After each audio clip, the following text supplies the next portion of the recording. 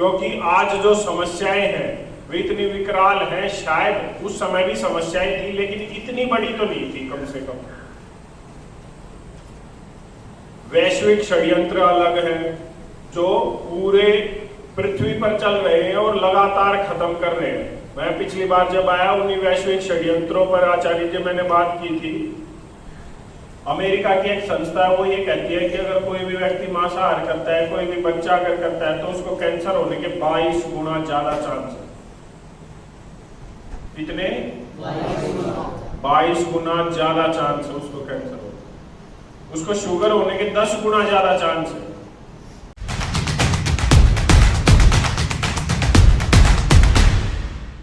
जो मैं समस्याएं देख रहा हूं, मैं ये तो नहीं कहता कि मैं उस स्थिति की हर एक चीज को मैं देख पा रहा हूं, लेकिन जिस चीज को मैं देख पा रहा हूं वो इतनी महत्वपूर्ण है कि आज उसका प्रतिबिंब, उसका चित्र हम कहीं ना कहीं समाज में देख रहे हैं, अपने हर गांव में, हर शहर में, हर कस्बे में, हर परिवार में देख रहे हैं।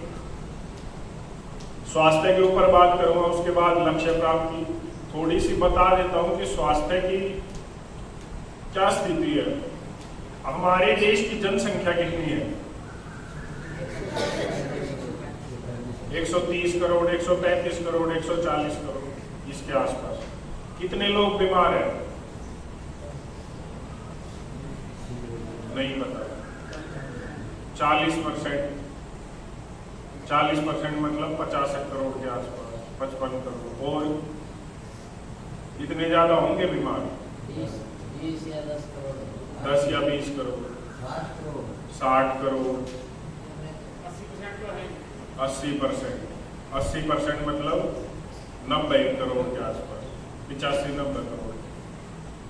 कहीं ना कहीं लगभग सही आंकड़ा है, 85 से 90 करोड़ लोग। मैंने 4 साल कैंसर विभाग में काम किया, कैंसर अस्पताल में काम किया है। आप सोच सकते हो 7 साल के बच्चे को आचार्य जी शुगर की बीमारी है, 12 साल के बच्चे को कैंसर है। 12 साल के बच्चे को, उसकी मां का चेहरा पत्थर है, वो कुछ सोच नहीं पाती, वो कुछ समझ नहीं पाती। क्या हम उस 80 करोड़ लोगों से, 80 करोड़ में से आधे 40 करोड़ गंभीर रूप से बीमारियों से परेशान है और ग्रस्त है? क्या हम सोच सकते हैं कि वो 40 करोड़ राष्ट्र के लिए कुछ करेंगे? नहीं कर सकते। पहला सुख निरोगी काया, वो कुछ भी नहीं कर सकते, वो अपने आप के लिए भी कुछ नहीं कर सकते। और लगातार ये समस्याएं बढ़ रही है। क्यों बढ़ रही है? खान पान के ऊपर मुझे पता चला कि संदीप भाई बात करके गए हैं, और भी विद्वानों ने बात की है। ब्रह्मचर्य के ऊपर भी बात की है।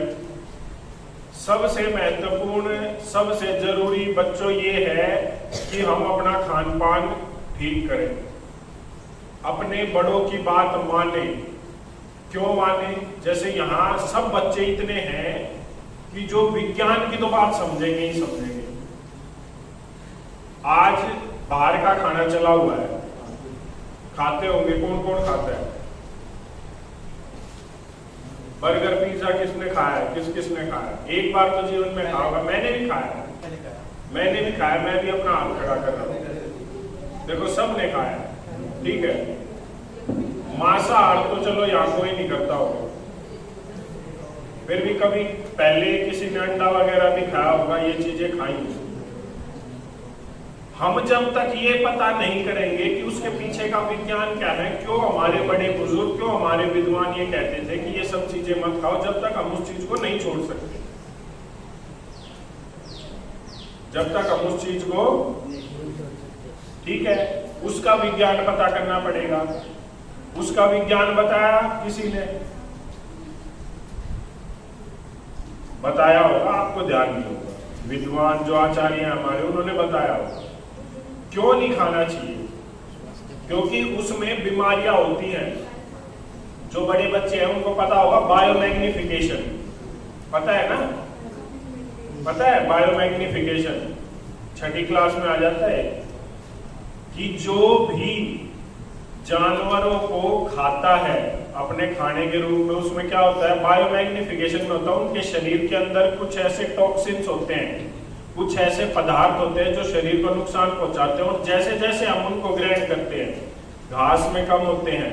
घास को कौन खाता है? एक जानवर खाता है। जानवर में वो टॉक्सिन्स, वो गलत पदार्थ ज्यादा आ जाते हैं, और जब व्यक्ति उनको खाता है तो वो और ज्यादा आ जाते हैं। इससे क्या होता है, अमेरिका की एक संस्था है, वो ये कहती है कि अगर कोई भी व्यक्ति मांसाहार करता है, कोई भी बच्चा अगर करता है, तो उसको कैंसर होने के 22 गुना ज्यादा चांस है। कितने? 22 गुना ज्यादा चांस है उसको कैंसर हो। उसको शुगर होने के 10 गुना ज्यादा चांस है। भारत में खाली शुगर के, डायबिटीज के 15 करोड़ मरीज है, बच्चों को भी है। हर रोज इंजेक्शन लगता है, हर रोज, लेकिन बच्चा कुछ नहीं कर पाता। क्यों? बीमारी है, क्या कर? तो वो कुछ कर पाएगा राष्ट्र के लिए? नहीं। पहली चीज तो ये कि हमें कुछ करना भी है राष्ट्र के लिए या नहीं करना? करना है। क्यों करना है? गर्त में जा रहा है देश, हमारे पास रास्ता नहीं है, बहुत बड़ी बड़ी समस्याएं हैं। आज हम यहाँ पे बैठ के बात तो कर रहे हैं कि राष्ट्र के लिए कुछ करना है, कुछ विद्वान हमारे साथ हैं, उनकी बात हम सुन रहे हैं, और ये ऐसे वातावरण में बैठ के बात तो कर रहे हैं। समस्याएं ऐसे भी आएंगी कि ऐसे भी बात नहीं हो सकती। एक समस्या ऐसी भी आएगी कि हम ऐसे बैठ के बात नहीं कर सकते, आने वाली है।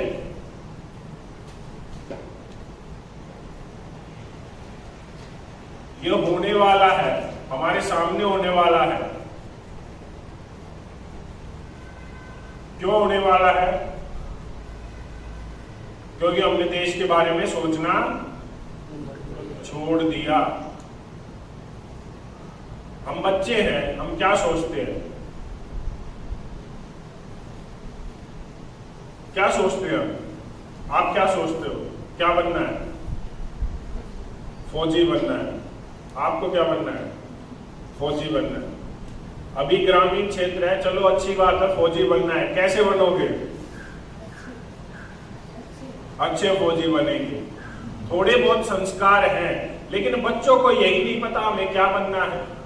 बर्गर पिज्जा खा के बनोगे फौजी, और क्या खा के बनोगे? सात्विक भोजन खा के बनेंगे। सबसे पहले हमें यह पता होना चाहिए कि हमें करना क्या है। भाई हमें फौजी बनना है, डॉक्टर बनना है, इंजीनियर बनना है, ठीक है, वो एक लक्ष्य हो गया। उसके बाद लक्ष्य प्राप्ति कैसे होगी? कड़ी मेहनत और ब्रह्मचर्य पालन और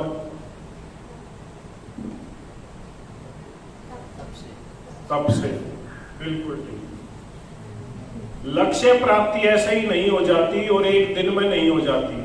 हमारे सामने, हमारे साथ में जो विद्वान बैठे, इन्होंने बड़ा तप किया है। जब यहाँ आकर हम बैठे हैं और कुछ करने के लक्ष्य को हम देख पा रहे हैं, आप लोगों से बहुत बड़ी बड़ी उम्मीदें हैं, बहुत बड़ी बड़ी उम्मीदें हैं। क्यों? क्योंकि आज जो समस्याएं हैं वे इतनी विकराल हैं। शायद उस समय भी समस्याएं थी, लेकिन इतनी बड़ी तो नहीं थी। कम से कम वैश्विक षड्यंत्र अलग है जो पूरे पृथ्वी पर चल रहे हैं और लगातार खत्म कर रहे हैं। मैं पिछली बार जब आया, उन्हीं वैश्विक षड्यंत्रों पर आचार्य जी मैंने बात की थी। पूरी इंटरनेशनल लेवल पर ये चल रहे हैं षड्यंत्र, और किस तरीके से पूरी सभ्यता, संस्कृति को, और मैं यहाँ तक, अगर मैं गलत नहीं हूं तो वेदों की शिक्षा को भी खत्म करने का षड्यंत्र उन्होंने रच दिया है। और ये सच है। आज ऐसे ऐसे एजेंडे चलाए जा रहे हैं कि 10 साल में अगर उनके एजेंडे पूरे हो गए, अगर हम जागरूक नहीं हुए, तो हमें भूल जाना है कि हमारी कोई कुछ सभ्यता थी, संस्कृति थी, इतिहास था, कुछ भूगोल था, और भविष्य तो होगा ही नहीं होगा। जो इसके ऊपर काम कर रहा है, जो उसके ऊपर विचार कर रहा है, उसको लगातार धमकियां मिल रही हैं, उसका ना तो सरकार उसका कोई समर्थन कर रही है, ना उनके कार्यों को कुछ बढ़ावा दिया जा रहा है। शायद आपने नाम भी सुना, आचार्य अग्निव्रत नेस्टिल जी, वेद विज्ञान आलोक जिन्होंने लिखा है। मैं तो यही कहूंगा जो बच्चे विज्ञान में रुचि रखते हैं एक बार उनके पास जरूर जाएं, क्योंकि जो वो कार्य कर रहे हैं वो कार्य है जो हम आज बड़े अच्छे से ये बताते हैं कि हमारे गुरुकुलों में एस्ट्रोफिजिक्स पढ़ाई जाती है। 7,32,000 गांव थे हमारे देश में और 7 लाख से ज्यादा गुरुकुल थे।